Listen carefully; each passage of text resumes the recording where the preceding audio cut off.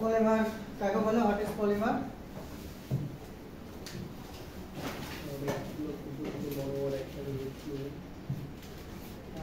Polymer is a large molecule or macromolecule or compound composed of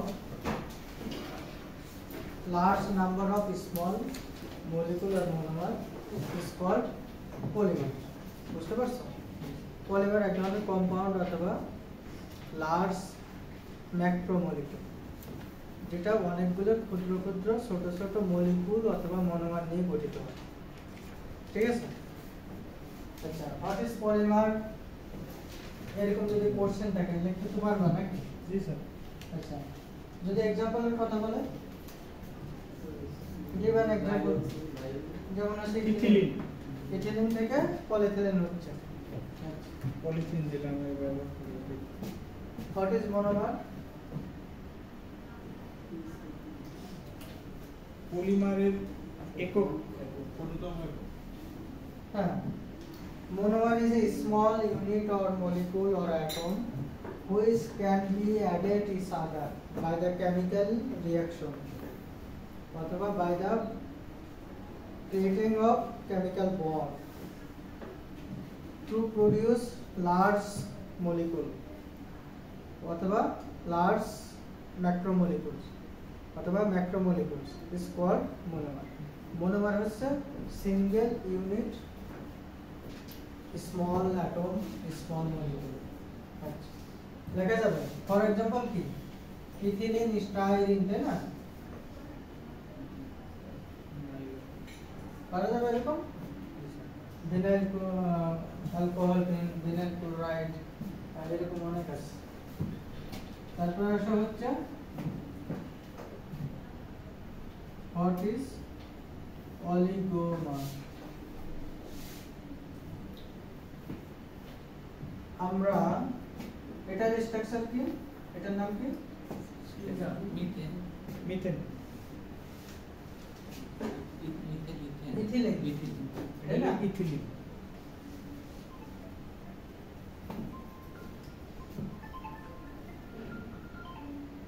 hello answer জি, তোমাদেরটা পিছনে একটু বসো, আমি ক্লাসে আছি।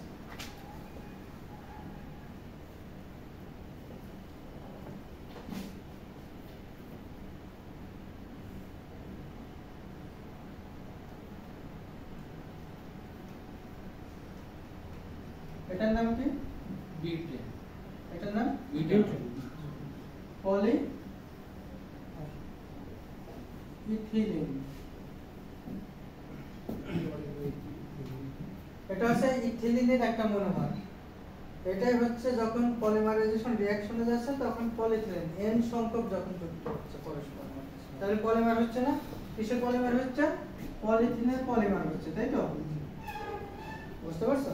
আচ্ছা, পলিথিনের পলিমার হচ্ছে, এটার নাম কি? মনোমার।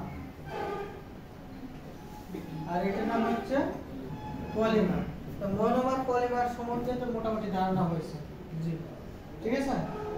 আচ্ছা, অলিগোমার। অলিগোমার হচ্ছে যখন কোনো একটা কম্পাউন্ডে মোনোমার নাম্বার অফ রিপিটিং ইউনিট অথবা নাম্বার অফ মলিকুলস অথবা নাম্বার অফ মোনোমার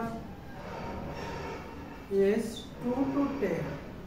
এখানে আমরা জানি কি n সংখ্যক, মানে অসংখ্য, মানে এই সংখ্যাটা অনেক বড় হয়, মানে 10 এর উপরে 20 30 40 50 100 কয়েক হাজার লাখ পর্যন্ত হতে পারে।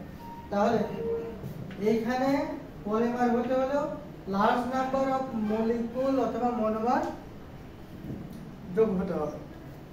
আর যদি অলিগোমার হতে হয়, oligomer is one kind of viscous adhesive type of polymer। Oligomer is one kind of viscous adhesive type of polymer যেখানে মনোমারের সংখ্যা থেকে 2 থেকে 10 টার মধ্যে। এই যে মনোমার এখানে কতগুলো যুক্ত হয়েছে? এটা একটা মনোমার না? তাহলে এখানে একটা এভাবে যুক্ত হয়েছে কত? n সংখ্যক। Large number of monomer will be added each other by the chemical reaction and to produce a large molecule that's called polymer। তাই তো? তাহলে পলিমার তুমি বুঝতে পারছো, মনোমার বুঝতে পারছো। আর এখন যদি এমন হয় যে এইগুলোর এখানে n সংখ্যক আছে, যদি 2 থেকে 10টা হতো তাহলে যে ধরনের প্রোডাক্ট কম্পাউন্ড পাইতাম সেটা হতো তোমার অলিগোমার। ফর এক্সাম্পল একটা ডিফারেন্ট এক্সাম্পল দেই, স্টাইরিন।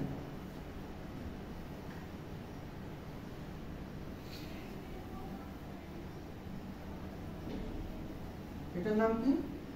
স্টাইরিন। কারণ ঠিক আছে 2 2 4 হাইড্রোক্সিল। এটা হচ্ছে স্টাইরিনের, এটার নাম কি? এটা একটা কি ধরনের কম্পাউন্ড? বেনজিন। আরে ভাই এটার নাম হচ্ছে স্টাইরিন। এটা কি, এটাকে আমরা কি বলবো? অলিগোমার। এটা একটা মনোমার, একটা মলিকুল না? অণু না একটা? স্টাইরিনের অণু না? অণুকে আমরা একটা মলিকুলকে আমরা বলতেছি কি স্টাইরিনের একটা মনোমার। অলিগোমারের ডেফিনিশন থেকে আমরা দেখে আসলাম, যখন হচ্ছে 2 থেকে 10টার মধ্যে এই মনোমারগুলো পরস্পর যুক্ত হয়ে যে ধরনের প্রোডাক্ট কম্পাউন্ড প্রডিউস হয় ওই ধরনের কম্পাউন্ডকে আমরা বলে থাকি অলিগোমার। তাহলে এটা যখন পলিমারাইজেশন রিঅ্যাকশনে যাবে সেখানে আমরা দেখতে পাবো কি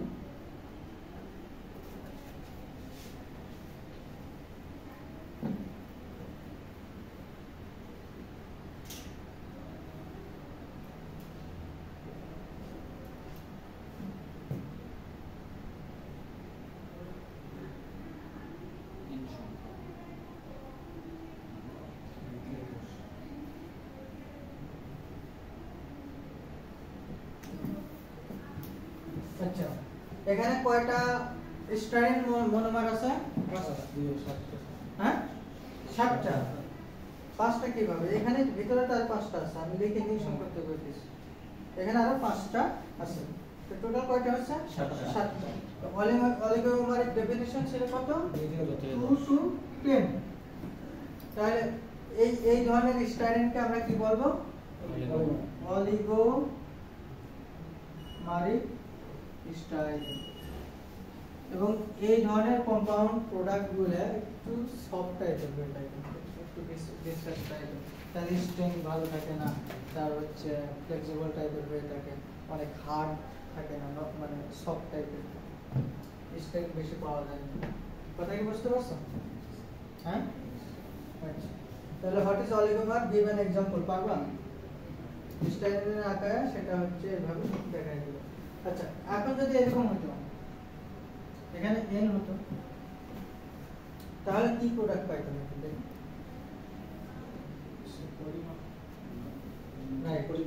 দেখুন তার নাম হতো কি? পলিস্টাইরিন। রাইট, তখন এটা হতো পলিস্টাইরিন।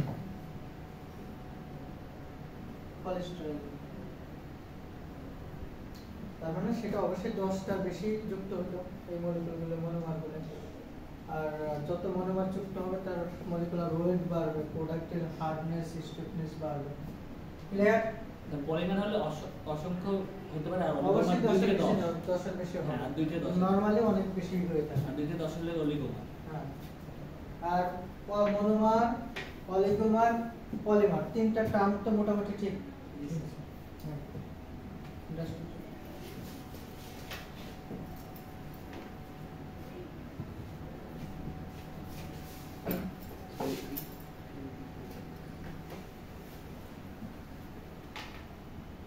ক্লাসিফিকেশন করেছো?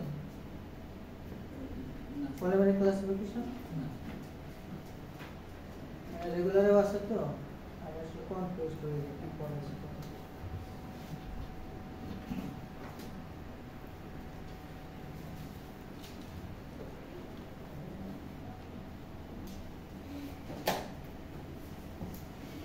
আসতে পারে classify the polymer with example,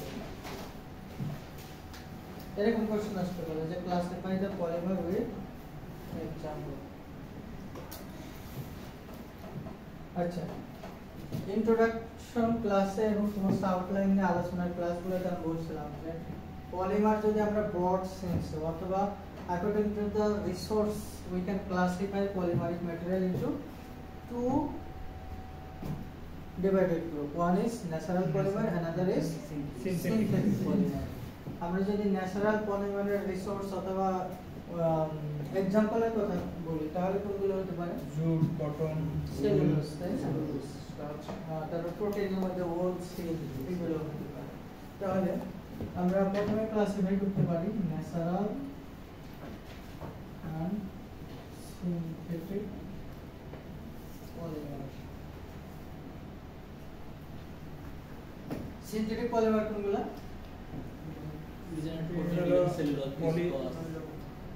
polyester, nylon, acrylic, এগুলো হচ্ছে তোমার সিনথেটিক পলিমার। আচ্ছা, এরপরে আসি আমরা PVC, organic and inorganic polymer. What is organic and inorganic? আচ্ছা, অর্গানিকের ক্ষেত্রে কি বলতে পারি আমরা? হাইড্রোকার্বন। আর ইনঅর্গানিক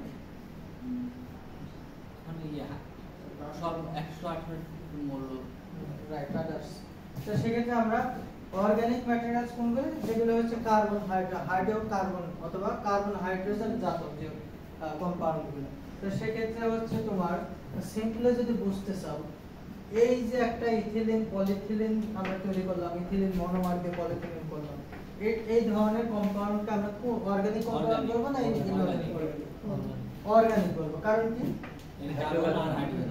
কার্বন আর হাইড্রোজেন আছে। তাহলে for example organic polymer is ethylene monomer থেকে যে পলিথিলিনটা হচ্ছে, পলিথিলিন হচ্ছে অর্গানিক পলিমার। বুঝতে পারছো? পলিথিলিন হচ্ছে অর্গানিক পলিমার। এর ডেফিনিশনে যদি বলি, যে ধরনের পলিমারের মেইন চেইনের ব্যাকবোনে কার্বন কার্বন বন্ড থাকে, কার্বন হাইড্রোজেন থাকে এবং মেইন চেইন ব্যাকবোনে কার্বন বন্ড থাকে, কার্বন কার্বন বন্ড থাকে। এটা তো নরমালি এভাবে লেখা হয়, তাই না? তাহলে এই বন্ডটা কি কার্বনের সাথে কার্বনের হচ্ছে না, হাইড্রোজেনের সাথে তার হচ্ছে না। তাহলে এই ধরনের কম্পাউন্ড অথবা পলিমারকে আমরা বলে থাকি অর্গানিক পলিমার। যে পলিমার চেইনটা থাকবে, সেই পলিমার চেইনের মেইন ব্যাকবোনটা থাকে, যে ব্যাকবোনটা যেটা থাকে সেটা কার্বন কার্বন বন্ড থাকবে। আর ইনঅর্গানিকের ক্ষেত্রে কার্বন কার্বন থাকবে না, আদার্স থাকবে। ফর এক্সাম্পল যদি আমরা বলি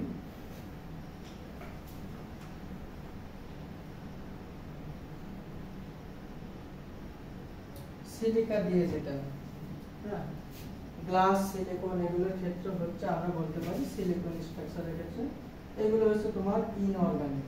তো মেইন চেইন স্ট্রাকচারে কার্বন ছাড়া আদার্স আছে, তাই না? সিলিকন আছে। এই ধরনের পলিমারকে আমরা বলবো ইনঅর্গানিক পলিমার। বুঝতে পারতেছো? জিনিসগুলো খুবই সিম্পল এবং 9, 10 ইন্টারমিডিয়েটের কেমিস্ট্রির মতো। হ্যাঁ, পুরোটা না, একটু ডিফারেন্স আছে সামনে এখানে। আচ্ছা, এরপরে যদি আমরা বলি thermosetting and thermoplastic polymer।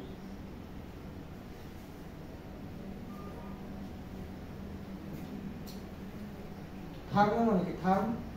Thermal, তাপীয়, তাই না? থার্মোসেটিং এবং থার্মোপ্লাস্টিক পলিমারের ক্ষেত্রে জিনিসটা হচ্ছে, দেখুন, যদি আমরা থার্মোপ্লাস্টিকটা একটু কনসিডার করি, thermoplastic polymers are those type of polymers when apply the heat it will be softened, and when we remove the heat it will be hardened. For example, you can consider plastic material like as plastic pellet, glass, chair. এগুলো তুমি কি করো, যখন তাপ দাও এটা গলে যাবে, মেল্ট হবে। এরপর যদি তুমি তাপ সরাই দাও ওটা আবার শক্ত হয়ে যাবে। This is called thermoplastic type of polymeric material. আর থার্মোসেটিং এ যদি যাও, এই ধরনের পলিমারিক ম্যাটেরিয়ালকে যখন তুমি হিট দাও তার ভিতরে মলিকুলার ওরিয়েন্টেশনটা চেঞ্জ হয়ে যায়, চেঞ্জ হয়ে ফিক্সড আপ হয়ে যায়। কথা বুঝছো? চেঞ্জ হয়ে ফিক্সড আপ হয়ে যায়। এরপরে ওই ম্যাটেরিয়ালকে যতই তুমি আর তাপ দাও সেটা আর গলে না। একসময় সেটা চার হয়ে যাবে অথবা কয়লা হয়ে যাবে, বাট সেটা লিকুইড হবে না। প্লাস্টিক মেটেরিয়াল কি করছিলাম, পলিথিন তাপ দিলে গলে যাবে, সরাই দিলে শক্ত হয়ে যাবে, কিন্তু এটা তাপ দিলে একবার শক্ত হয়ে যাবে, তার মলিকুলার ওরিয়েন্টেশনটা চেঞ্জ হয়ে ফিক্সড আপ সেট আপ হয়ে যাবে, এরপরে তাপ দিলে যে ওটা আবার গলবে, আগেরটা গলছিল এটা তো আর গলবে না, এটা হচ্ছে সেট আপ হয়ে যাবে। For example you can consider like a yolk of egg, কি বললাম, এগ কি, এগ মানে ডিম, ডিমের কুসুম বলতে পারো, তাই না? তো সেক্ষেত্রে কাঁচা অবস্থায় ডিমের কুসুম অথবা ডিমের যে অ্যাডহেসিভ যে ভিসকাস হোয়াইট লিকুইডটা থাকে, সেটা তুমি কি করো, এটা মানে একটু আঠালো আঠালো এবং তরল না, লিকুইড না, এটাকে তুমি হিট দিলে কি হয়, শক্ত হয়ে যায় না? ধরো তুমি 100 ডিগ্রি সেন্টিগ্রেড টেম্পারেচার তুমি এটা হচ্ছে তাপ দিয়ে এটা শক্ত হয়ে যাবে, এরপরে যদি আরো 10 ডিগ্রি বাড়াবে, এটা কেবল লিকুইড হবে, আরো 10 ডিগ্রি বাড়াবে, লিকুইড হবে না। তার মানে হচ্ছে এই ধরনের ম্যাটেরিয়াল টেম্পারেচার দিলে তার ওরিয়েন্টেশন চেঞ্জ হয়ে যায়, কেমিক্যালি তার ফিক্সড আপ হয়ে যায়, কিন্তু আবার তাপ দিলে সেটা আর গলে না। এটা হচ্ছে থার্মোস্ট্যাটিক টাইপ অফ পলিমার্স, বুঝতে পারছো? এরপরে আসে তোমার প্লাস্টিক, তো বললাম প্লাস্টিক আছে, ইলাস্টোমার আছে। ইলাস্টোমারিক পলিমার গুলো হচ্ছে natural type of rubber type, elastic type of polymer is called rubber type of materials. রাবারের কাজটা কি, তার স্থিতিস্থাপকতা অনেক বেশি, না? কোন একটা ইলাস্টিক ম্যাটেরিয়ালকে যদি আমরা একটু টেনশন দেই, লোড দেই, তাহলে এটা তার অরিজিনাল ডাইমেনশন থেকে কয়েকশো গুণ পর্যন্ত লম্বা হতে পারে, তাই না? এবং ছেড়ে দিলে আবার অরিজিনাল ডাইমেনশনে ফিরে আসে। আমরা যখন হচ্ছে যদি কোনো কি বলে ন্যাচারাল রাবার, সিনথেটিক রাবার এগুলোর কথা চিন্তা করি, তাহলে পলিবিউটেনাইন আছে, এগুলো হচ্ছে সিনথেটিক, আর ন্যাচারাল রাবার তো ন্যাচারাল এই যে গাছের থেকে আমরা পাই, তাই না, রাবার গাছ। এরপর আসে হচ্ছে ফাইবার। যে কোনো ম্যাটেরিয়ালকে আমরা টেক্সটাইল ফাইবার বলতে পারি না? ধরো ফাইবারের মধ্যে সেটা হচ্ছে লেন্থ হলো, সূক্ষ্ম হলো, কিন্তু সেটাকে কি আমরা ফাইবার বলতে পারি? টেক্সটাইল ফাইবার বলতে গেলে এবং ইন নরমাল সেন্সে অথবা ব্রড সেন্সে যদি আমরা কনসিডার করি, কোনো একটা ম্যাটেরিয়ালকে ফাইবার বলতে হলে অবশ্যই তার length and diameter ratio 100:1. The length and diameter ratio should be 100:1. মানে ডায়ামিটার তো বোঝো, ডায়ামিটার বাংলা কি? ব্যাস।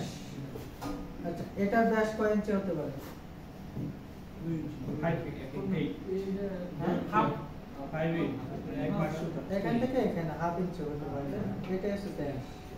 আর ফাইবার ম্যাটেরিয়াল গুলোতে একটু কি সিলিন্ড্রিক্যাল শেপ হয়, তাই না, একটু গোলাকার শেপ হয়। তো সেক্ষেত্রে কোন একটা ফাইবারকে ম্যাটেরিয়ালকে ফাইবার বলতে হলে তার ডায়ামিটার থেকে লেন্থ 100 টাইমস বেশি হতে হবে, অ্যাট লিস্ট 100 টাইমস বেশি হতে হবে, সেটাকে আমরা ফাইবার কনসিডার করতে পারি। কথা বুঝছো? আমরা যদি একটা কটন ফাইবারকে দেখি, ছোট্ট একটা কটন ফাইবার, হয়তো 1.5 ইঞ্চি, কিন্তু এটা এত সূক্ষ্ম, তার ডায়ামিটারের সাথে তুলনা করলে দেখা যাবে যে কয়েকশো গুণ বড় লেন্থ। আচ্ছা, এরপর আছে লিকুইড রেজিন আছে, ডিফারেন্ট টাইপস অফ রেজিন আছে, পলিস্টার রেজিন, লিকুইড রেজিন, এগুলো হচ্ছে পলিমারিক ম্যাটেরিয়াল। এগুলো দিয়ে বিভিন্ন ধরনের ন্যাচারাল অথবা সিনথেটিক ম্যাটেরিয়ালের সাথে কম্বাইন করে কম্পোজিট ম্যাটেরিয়াল তৈরি করা যেতে পারে। ক্লাসিফিকেশন কি কঠিন মনে হলো? না স্যার, যদি ক্লাসিফিকেশন দেন তাহলে স্যার এই ছয়টা লিখে দেবো। ছয়টা লিখে আমি যা বললাম এগুলো নিজের পাশে লিখে এক্সাম্পল থাকে।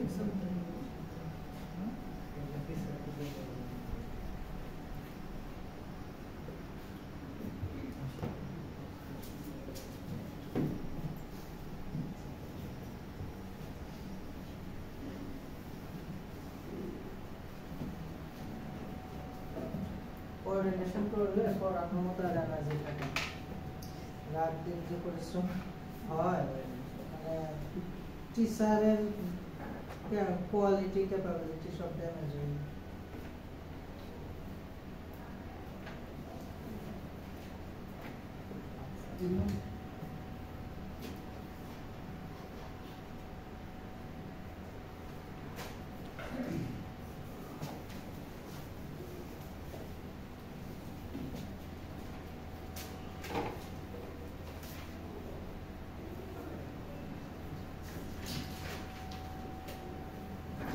What are the unique properties of polymer? এটা একটা common question.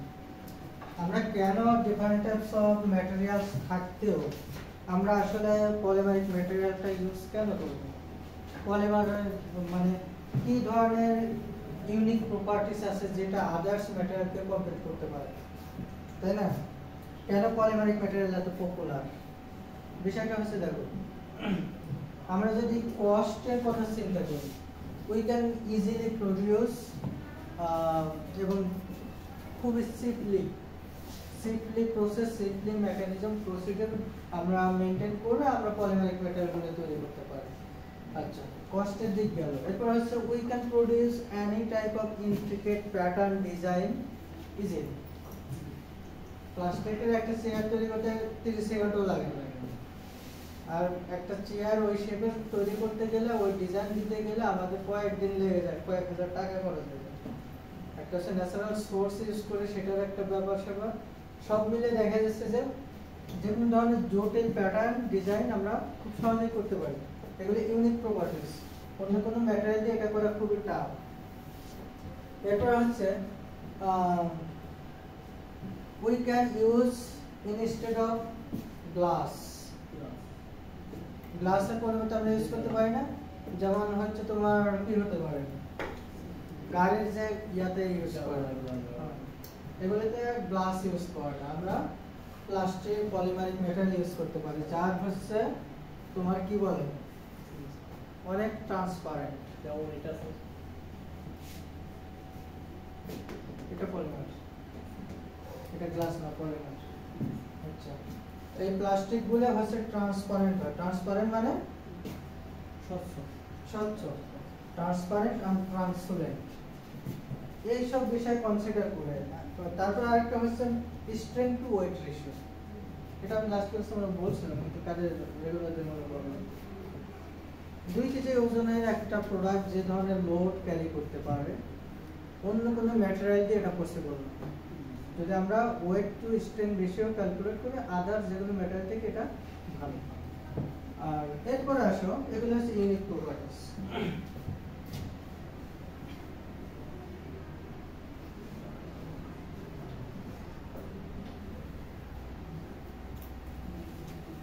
Polymeric metal limitations, কি কি লিমিটেশন হতে পারে?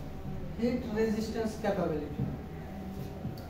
পাশাপাশি দুইটা পলিমারিক ম্যাটেরিয়াল, একটা পলিমারিক ম্যাটেরিয়াল, একটা হচ্ছে নন পলিমারিক ম্যাটেরিয়াল রাখবে।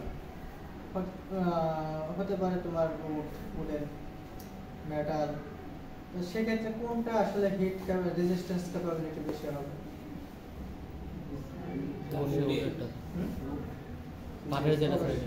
এই পলিমারিক ম্যাটেরিয়ালগুলোর প্রবলেম হচ্ছে এরা হিট রেজিস্ট্যান্স ক্যাপাবিলিটি কম।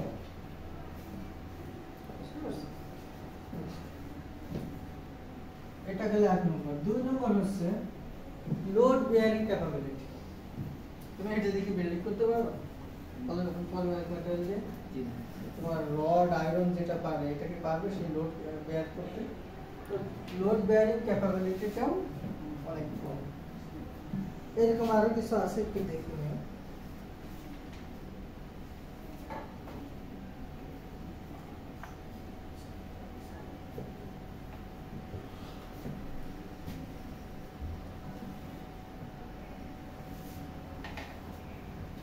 কত মিনিট আছে?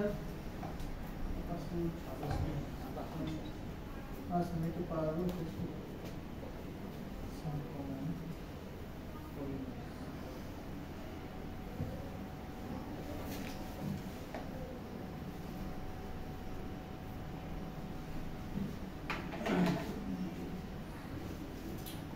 আমরা ইথিলিনের एग्जांपल দিলাম।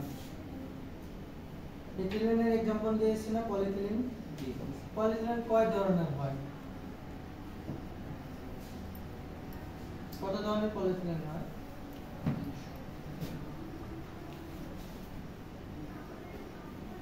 এরপরে কোন সালের class not sir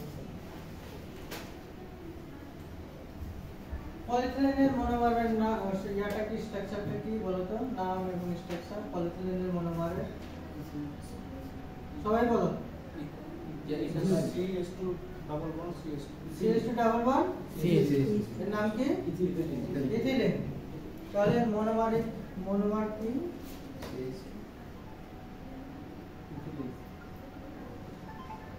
ethylene structure কি CH2